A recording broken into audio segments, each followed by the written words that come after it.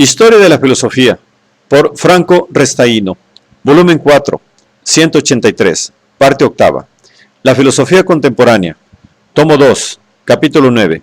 El pensamiento ético-político, Rawls y Nozick. Desarrollos de la ética. 1047. Nozick, estado mínimo y principios de justicia en la propiedad. Nozick había aludido, en la reanudación de la descripción hecha por Locke del estado de naturaleza, a los bienes que los individuos deberían tener la libertad plena de utilizar, en los límites permitidos por el estado de naturaleza mismo. Después el tema había sido dejado de lado, y no había tenido un papel importante en la delineación de las fases que han llevado del estado de naturaleza al estado mínimo. Después de haber reanudado la temática de este paso, y también para responder mejor a las posibles objeciones del anarquismo individualista, Nozick afronta directamente el problema de la propiedad y de la justicia, proponiendo la muy discutida teoría del título válido, entitlement. También en este ámbito de problemas, Nozick subraya el planteamiento individualístico de las soluciones teóricas por él propuestas, que no requieren un estado extendido, que cuide de la distribución según criterios de justicia distributiva. Estos últimos conceptos desembocan en teorías que funcionan con modelos, y la de Rawls, la más reciente y articulada, es largamente y detalladamente analizada y criticada.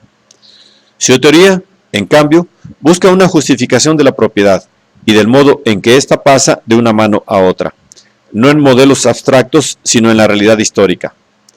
La teoría de Nozick de los principios de justicia en la propiedad se define pues como una teoría histórica. Veamos por qué. Nozick parte del rechazo del concepto de distribución referido al movimiento de la propiedad en una sociedad libre o estado mínimo. Aquello que cada persona recibe, lo recibe de los otros que se lo dan a cambio de otra cosa o como regalo.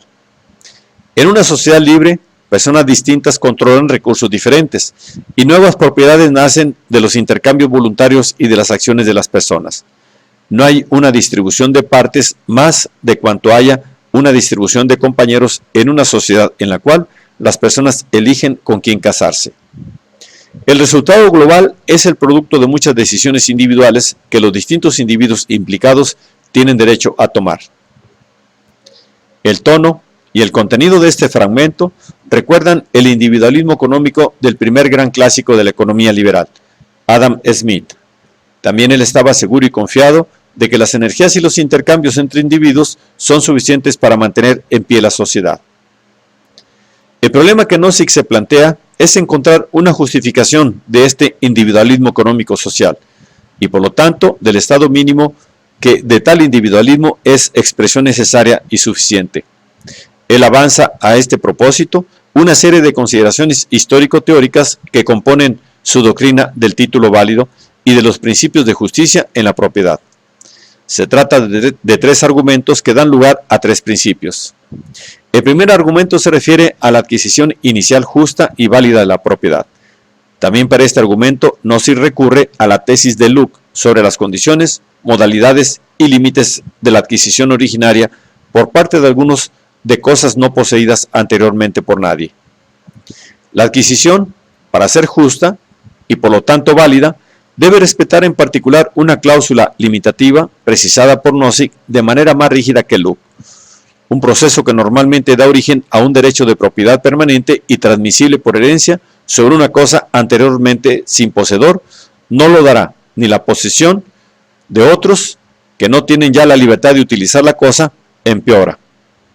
El derecho inicial y transferible en la herencia no puede pues originarse en actos de adquisición que impidan a los demás el uso de aquella cosa o de una cosa análoga.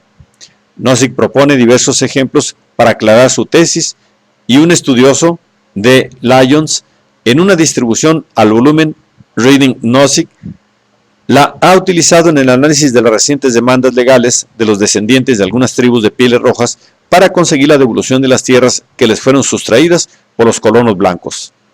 Nozick observa, por ejemplo, que sobre la base de aquella cláusula limitativa, el derecho de propiedad del dueño es la única isla de una zona que no le permite expulsar de ella como transgresor al superviviente de un naufragio. Si la adquisición se ha ejecutado respetando la cláusula limitativa, es válida y la cosa adquirida llega a ser de plena y transmisible propiedad del individuo. Este es el primer principio que Nozick llama principio de justicia en la adquisición. El segundo argumento se refiere al traspaso de la propiedad de una persona a otra. Esta, para ser justa y por lo tanto válida, debe tener su origen en un intercambio voluntario y no impuesto por la fuerza o el fraude.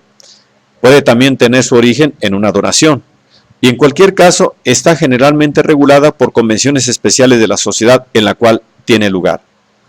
Este argumento prevé también la posibilidad de que un individuo se despoje completamente de su derecho de propiedad sobre una cosa, reduciéndola a cosa sin poseedor.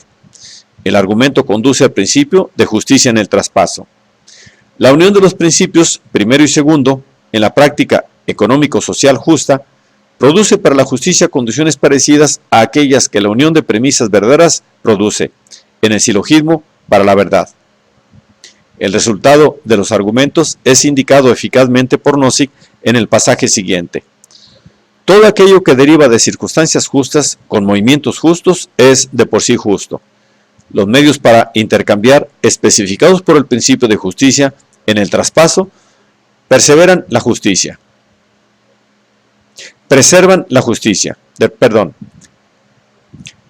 Del mismo modo en que reglas de dilación correctas preservan la verdad, y toda conclusión deducida, con repetidas aplicaciones de tales reglas, a partir de premisas verdaderas, es de por sí misma verdadera. Así también los medios de transición de una situación a otra, especificados por el principio de justicia en el traspaso, preservan la justicia y toda situación que deriva realmente, de acuerdo con el principio, con repetidas transacciones de una situación justa, es justa de por sí misma. Nozick, pues, hace notar que las condiciones de justicia de un paso de propiedad no pueden hallarse realmente en el análisis de aquel paso, sino que requieren que también sean justos los pasos anteriores, comenzando por el de la adquisición originaria.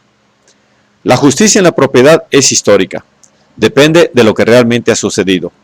Y con mayor precisión, la teoría de la justicia en la distribución basada en la validez del título es histórica.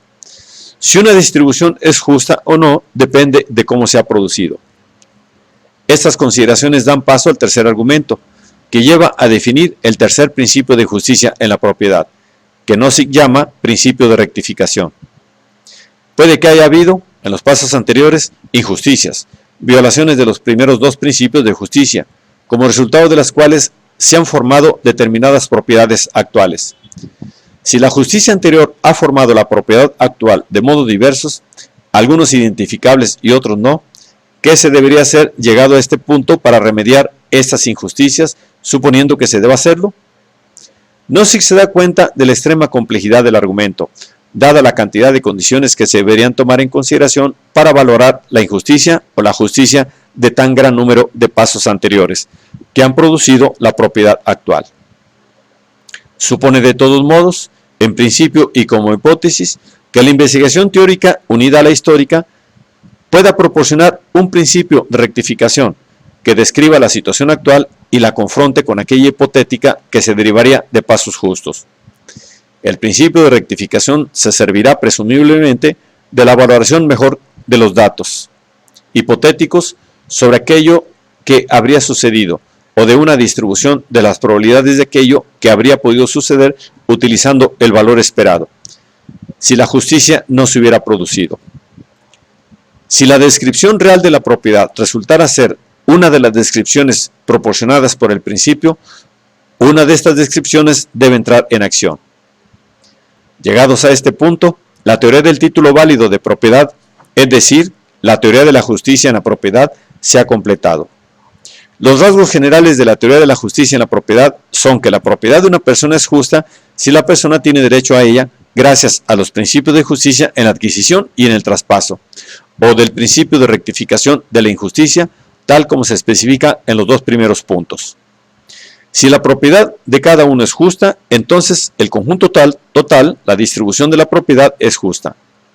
También en la especificación conclusiva de los rasgos generales de la teoría del título válido y de la justicia, Nozick, como se puede ver, acentúa la base individualística del sistema de distribución económica en la sociedad del Estado mínimo.